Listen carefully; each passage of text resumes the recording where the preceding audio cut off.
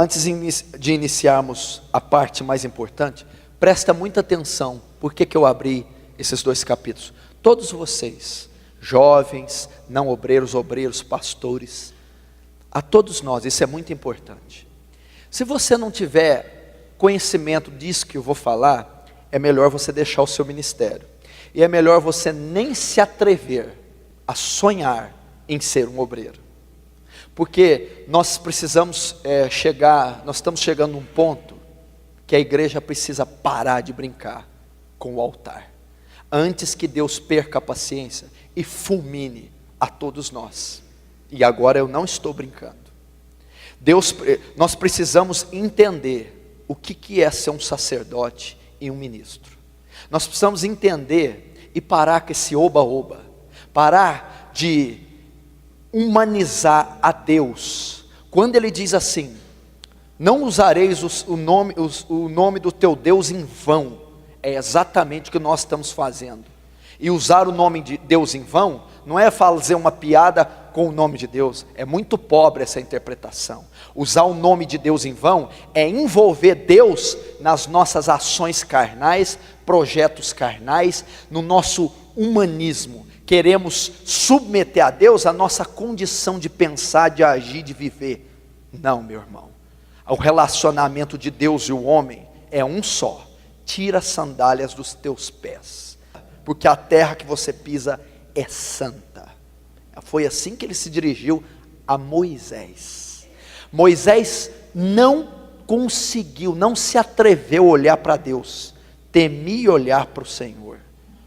Não é isso que nós estamos fazendo, não. É temor e tremor. A Bíblia diz que tem demônios que têm postura diante de Deus melhor do que nós, porque os demônios creem que há um Deus só, e temem e tremem. E tem cristão que não teme nem treme diante de Deus. Você tem que entender isso aqui, porque no final das contas, nós não vamos parar num julgamento de galardão, tá? Ai, vamos ver o que vai ser meu galardão. Talvez o seu julgamento seja o da condenação. Profetizei em teu nome, fiz milagres em teu nome, abri comunidades em teu nome, fiz congressos em teu nome, curei em teu nome, cantei em teu nome, gravei CD em teu nome, fiz de torto a direito com teu nome. Você fez? Mas eu não te conheço. Aparta de mim, vós que praticais a iniquidade. Isso é muito sério. Isso é muito sério. Não pense que esse dia não chegará. E a Bíblia diz que sobre os falsos profetas e os líderes de Israel, eu e os outros, haverá maior rigor para nós. Haverá maior condenação se brincarmos com o Senhor. Então, meu filho, eu acho que você deveria pensar bastante antes de integrar no ministério. Você já viu a responsabilidade de você assumir a vice-presidência de uma Vale do Rio Doce, de uma Coca-Cola, de uma Tramontina, de uma Philips? Se assumisse a presidência ou a vice de uma reitoria, de uma grande universidade, seria uma tremenda responsabilidade. Mas nenhuma responsabilidade compare-se à responsabilidade do sacerdócio cristão. Porque enquanto todos esses cargos de altíssima importância lidam com algo terreno, você, simples obreiro, está lidando com almas eternas, que não têm preço, que não se limitam a este século. E Deus vai pedir a conta de cada uma delas a você no dia do juízo. Por isso eu li essas duas coisas. Por que eu tenho que saber isso antes de saber sobre o ser obreiro? Porque o obreiro tem que saber que ele lida com duas coisas, para ele ter temor. Primeiro, a Deus. Segundo, as almas. Primeiro, a Deus. Nadab e Abiú eram dois obreiros, eram dois sacerdotes. E a Bíblia diz que eles foram exercer o ofício deles sem condição. A Bíblia não diz, é engraçado que essa característica de Deus ninguém prega. a ira de Deus, o juízo de Deus. Sabe o que Deus os fez? Não os colocou de lado, não deu uma penitência a eles, os matou. Fogo estranho, matou Nadab e Abiú, os filhos de Arão, da tribo de Levi. É assim que Deus enxerga um obreiro despreparado. Então por que Deus não me matou ainda? Está morto espiritualmente, faz tempo. Então primeiro eu tenho que entender que o ministério, em primeira instância, em primeiro lugar, ele é para Deus. Ele não é feito para o homem, nem para uma instituição física, civil, filantrópica. É feito para o céu, é feito para o eterno, é feito para aquele que escreveu as leis em rochas, é feito para aquele que criou os céus e a terra com o sopro da sua boca, é feito com aquele que é alicerçado em juízo e justiça, é a base do seu trono, o Salmo descreve. É aquele que está num trono de glória. Define para mim a natureza do que é glória. Traz uma definição para mim do que é glória. Deus é um Deus feito de glória, não há definição. Deus é santo, significa ímpar, separado, justo, totalmente envolvido em outra esfera, infinitamente superior à sua. Então, em primeiro lugar, o ministério é exercido a Deus. Deus, o Todo-Poderoso. O ministério não é feito para nós, igreja não é aberta para nós, o título não é para nós, não tem nada do homem quando diz respeito ao ministério, porque dele e por ele e para ele são todas as coisas. Glória, pois, a ele eternamente. Amém. Então, é para ele, não é para mim, não é para você. O púlpito não é uma vitrine, não é uma exibição do seu talento vocal, musical, teológico, escatológico. O púlpito é nada mais do que a referência de um altar, e você simplesmente é o sacrifício depositado nesse altar. Eu tenho que ter esse entendimento. Então é para ele. E quando eu sei que é para ele, já que eu exerço as minhas funções seculares com tamanha destreza, temor, pudor, reverência, que são feitas a homens, quanto mais exercer algo que é feito a Deus. Quando você se dirige a uma autoridade em Brasília, você não vai com qualquer roupa, senão você não é atendido. Você não usa qualquer vocabulário, senão você não é ouvido. Você não se pronuncia de qualquer maneira a uma autoridade, senão você imediatamente é despachado. Agora, por que com Deus você coloca qualquer roupa carnal, imunda? Por que com Deus você usa qualquer termo, ou não tem uma reverência para dirigir a palavra a ele? Daniel, quando dirigia a palavra, sabe o que ele dizia? A ti pertence a justiça, a nós a confusão de rosto. Não conseguia olhar para o céu. Agora você, obreiro, pastor, diácono, ou aquele que quer exercer o cargo, se não tem essa visão de Deus, não o sirva, não o sirva. Procure algo secular para fazer, contribui com a sociedade, com o governo, com a cidadania, mas com o céu não vai ter contribuição da sua parte. Moisés chegou lá escolhido, um homem que Deus tratava face a face. Você não está entendendo. Tira a sandália, você é uma criatura pecaminosa. Por mais que eu abunde em graça e misericórdia, você continua sendo o que é. Então essa é a relação. Então esses louvores falam, olha para mim, beija, me abraça. Isso é carnal, isso é antibíblico, antiteológico. Isso não existe. Isso não existe em hipótese alguma, jamais vai existir e não há como refutar. Deus não olha para ninguém como olha para uma mulher, olha para mim, me beija, isso não existe. Me abraça, quero sentir seu cheiro, colocar seus sapatos. Que conversa é essa? Que conversa é essa? Moisés não colocou os sapatos dele, não beijou ele. Que conversa é essa? Então essa é a visão de um Deus terrível. Por que eu vou dizer do terrível? Porque o de graça e misericórdia você está cansado de ouvir. Deus é amor em 1 João. Só que em Salmo 7, você já leu que Deus é um Deus que se ira todos os dias? Você já leu no Salmo 7 que ele já desembanhou sua espada e se o ímpio não se converter, ele vai matá-lo? Você já ouviu dizer que quem manda para o inferno não é Satanás? Não temeis quem mata o corpo. Antes vou dizer a quem devais temer, temei antes aquele que tem poder de fazer a alma perecer no inferno. É Deus que envia ao inferno. Você acha que o diabo vai mandar no inferno? Você acha que o diabo tem alguma coisa? O inferno foi criado para ele, para o suplício e a ira ser lançada sobre ele. Então o diabo está no mesmo âmbito dos sofredores. Sabe por que o inferno é terrível? Porque a ira do cordeiro será despejada nele. Apocalipse 14 diz que o inferno é terrível porque o cordeiro estará lá. Já parou para pensar? É a ira de Deus que vai ser despejada, não é Satanás. Então Deus se ira.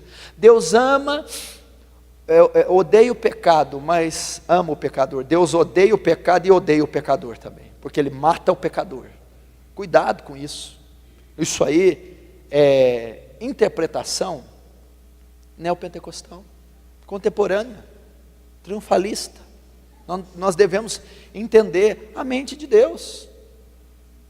Nós estamos no tempo da graça, Deus não age daquele jeito mais, porque lá em Números, com a murmuração do povo, o que Deus fez? Abriu a terra e engoliu 250 israelitas vivos, Datã, Corá e Abirão, mandou. Deus matou com um anjo só 180 mil dos exércitos da Síria. Deus aterrorizava. O Deus da graça não faz isso. Ele não faz não. O Deus da graça, eu vou te dizer que ele é pior do que o da lei. Porque o Deus da lei fala que se você adulterasse, morria a pedrada. Olha que Deus terrível. Agora o Deus da graça diz que se você só olhar, já adulterou. Qual que é pior? O outro para morrer tinha que pegar na cama. Não, o da graça, só olhar. E aí? O da lei diz que se você matasse, teria que morrer, olho por olho, dente por dente. O da graça não, diz que se você aborrecer um irmão, já é homicida. Qual que é pior? Então acho que você não entendeu sobre o Deus da graça e o Deus da lei. Porque se você tem uma barreira com um irmão que está aqui, você é homicida. E sabemos que nem homicida tem parte nele, a vida eterna. Esse é o Deus a qual você vai servir se você se integrar ao ministério, ou é o Deus que você está servindo? Cuidado. Segundo, se eu dizer ao pecador que ele vai morrer, suas ovelhas, seus liderados, que você cuida a uma congregação, uma rede, ímpios, pessoas, e tu sabendo disso não adverte, ele morrerá pelo pecado dele, mas o sangue dele, da tua mão requererei. O que eu aprendo aqui, antes de ser um obreiro? Primeiro, temor a um Deus terrível, de amor, sim, de misericórdia, de graça, sim, mas de justiça e juízo. Segundo, eu estou trabalhando, não é com porcos, galinhas, automóveis, televisores, terrenos, condomínios. Eu estou trabalhando com criaturas eternas. Você já parou para pensar que você é um ser eterno? Você já parou para pensar que as pessoas que estão passando ali na rua, que eu vi agora, são eternas? Que os africanos são eternos, indianos são eternos, que todo ser desde Adão é eterno? O que significa? Você só tem um corpo mortal. A sua alma jamais se desfará, é eterna. E as pessoas às quais você vai lidar são eternas, ok? Então quando você canta para almas eternas, prega para almas eternas, aconselha, discipula, visita, evangeliza, faz qualquer coisa, toca o instrumento, almas eternas. E dependendo do seu descuido com as tais, você não vai perder elas por um acidente de trânsito, por um infarto ou um derrame. Você perderá-las para o inferno. E elas estarão por culpa sua, não por 1 milhão de anos, não por 10 milhões, não por 100 milhões, não por 1 bilhão de anos, nem 1 trilhão, nem 1 zilhão. Elas estarão para toda a eternidade. E o sangue delas cobrarei da sua mão. Então é muito sério o ministério. São almas eternas que nunca se desfarão.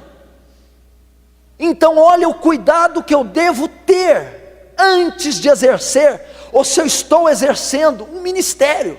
Quantas que já passaram na nossa mão e já morreram? Quantas que já morreram sem Cristo? Quantas que se perderam por negligência, omissão, incompetência e responsabilidade nossa, e se morrerem nesse instante que estão lá servindo ao mundo e ao inferno, nós seremos os culpados.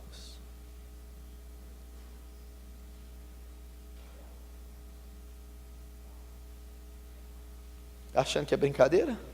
Deixa, vai assistir a televisão. Fica influenciado pelos programas evangélicos brasileiros. Fica influenciado. Você acha que aquilo é evangelho? Você acha que aquilo é método de ministrar louvor? Método de compor um louvor? Método de ser um instrumentista, um pastor? Uma campanha, uma cruzada é daquele jeito? Aquilo está ligado a marketing, merchandising, política, parlamento, maçonaria, popularidade, ramificação da placa. Não tem nada a ver com o evangelho de Jesus Cristo. Meu irmão, você não tem ideia, esses líderes, o que será o trono do julgamento para esses homens? Você não tem ideia. Deixa eu dizer algo aqui, está tenso, né? Tá forte, mas é para ser assim. Deixa eu dizer uma coisa aqui. Você acha que o julgamento de Adolf Hitler vai ser feio? Adolf Hitler foi responsável pela morte de 6 milhões de judeus. Mussolini, Stalin, Marx, Lenin, Joseph Mengele. Você acha que vão ser responsáveis? São os maiores assassinos que essa terra já teve.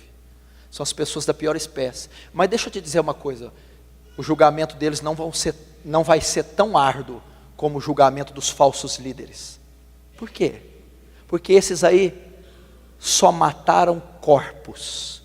Creio que Hitler levou muito judeu para o céu, porque enquanto estavam nos campos de concentração sendo torturados, estavam clamando Yahvé, estavam se arrependendo e clamando por misericórdia. Matou corpos. Agora esses líderes, diz ao pecador que está na profanação e luxúria, que ele deve continuar como está, enganando-o e mandando para o inferno. Então esses falsos líderes, enquanto Hitler matou milhões de corpos, esses aí estão matando milhões de almas. E aí? Ensinando um falso evangelho, uma falsa doutrina, um fogo estranho. Não queira, meu irmão, sonhar como vai ser o dia do julgamento para esses leões de chácara, para esses falsos obreiros e falsos apóstolos, porque eles vão dar conta de cada alma, porque a Bíblia diz assim: ai daquele que fizer um só desses pequeninos se desviar do caminho, seria melhor que amarrasse uma pedra com uma corda no pescoço e lançado no fundo do mar. A palavra do Senhor diz isso, e eu tenho que ter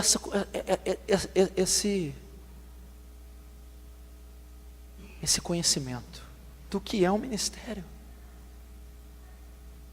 Antes de subir num púlpito, como é que está a minha vida?